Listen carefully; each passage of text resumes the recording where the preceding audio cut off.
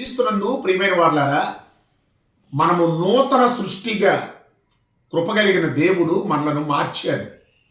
యేసుక్రీస్తు తన శ్రమ మరణ పునరుద్ధానముల ద్వారా మనలను క్రీస్తునందున్న వారిగా నూతన సృష్టిగా ఆయన మనలను మార్చారు. ఎంత అద్భుతమైన విషయం ఇది. క్రీస్తు వారి యొక్క నూతన సృష్టిలో నువ్వు ఉన్నావా? ఉండాలి అని ప్రభు కోరుతా ఉన్నారు. నూతన సృష్టిని గూర్చిన వాగ్దానం పాత నిబంధన కాలంలోనే దేవుడు చేశారు. మనము యెషయా గ్రంథం ప్రవక్తల గ్రంథములో ఒక గ్రంథం 65వ అధ్యాయం 17వ వచనాన్ని మనం చదువుతూ ఉన్నప్పుడు, ఇదిగో నేను క్రొత్త ఆకాశమును క్రొత్త భూమిని సృజించుచున్నాను, మునుపటివి మరువబడును, జ్ఞాపకమునకు రావు అని రాయబడింది. ప్రవక్తలలో పెద్దవాడు యెషయా పాత నిబంధన కాలానికి చెందిన ప్రవక్త. యెషయా అనే మాటకు అర్థం యెహోవా రక్షణ అని అర్థం. నేనంటాను, క్రీస్తుకు పూర్వం 700 సంవత్సరాల క్రితం యెషయా అనేటువంటి ప్రవక్త అనేకమైన ప్రవచనాలు ఆయన ప్రవచిస్తూ వచ్చాడు. ఆయన ప్రవచించిన ప్రవచనాల్లో నూతన సృష్టికి సంబంధించిన ప్రవచనం ఇప్పుడు మనం చదువుకున్నాం. క్రొత్త ఆకాశము, క్రొత్త భూమి. నేనంటాను, ప్రస్తుతమున్న భూమి, ప్రస్తుతమున్న ఆకాశము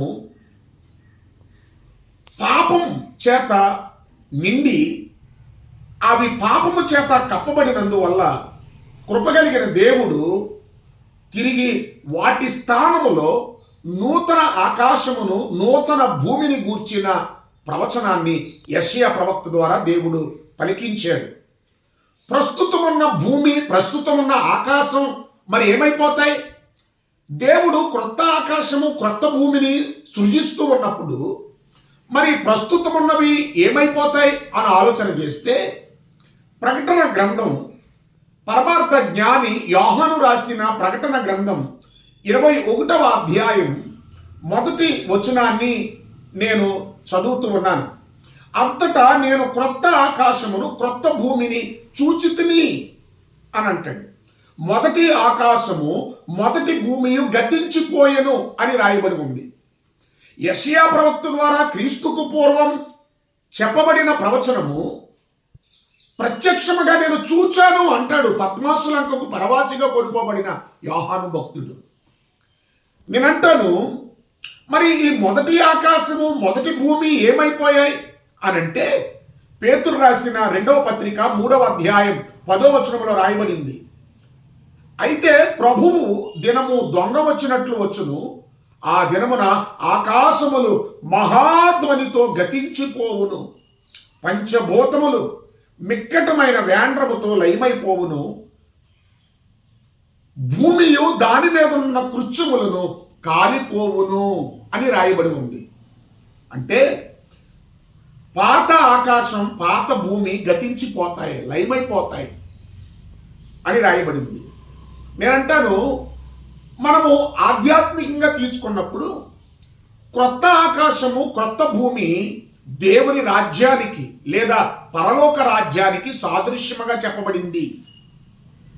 ఈ నూతన రాజ్యములో ప్రత్యేకతలు ఏంటో మనము ఆలోచన చేస్తే, యెషయా గ్రంథం 65వ అధ్యాయం 19వ వచనంలో రాయబడింది, దుఃఖం ఉండదు, విలాపం ఉండదు అని రాయబడింది. అక్కడ రాయబడిన మాటలు రోదన ధ్వనియు విలాప ధ్వనియు దానిలో ఇకను వినబడవు అని రాయబడింది. ప్రియమైన వాళ్ళ, రెండవది, మనము ప్రకటన గ్రంథం 21వ అధ్యాయం 23వ వచనం ప్రకారం రాత్రి ఉండదు, రాత్రి ఉండదు, ఆ పట్టణంలో ప్రకాశించుటకై సూర్యుడైనను చంద్రుడైనను దానికి అక్కర్లేదు, దేవుని మహిమయే దానిలో ప్రకాశించుచు ఉన్నది, గొర్రె పిల్లయే దానికి దీపము అని రాయబడి ఉంది.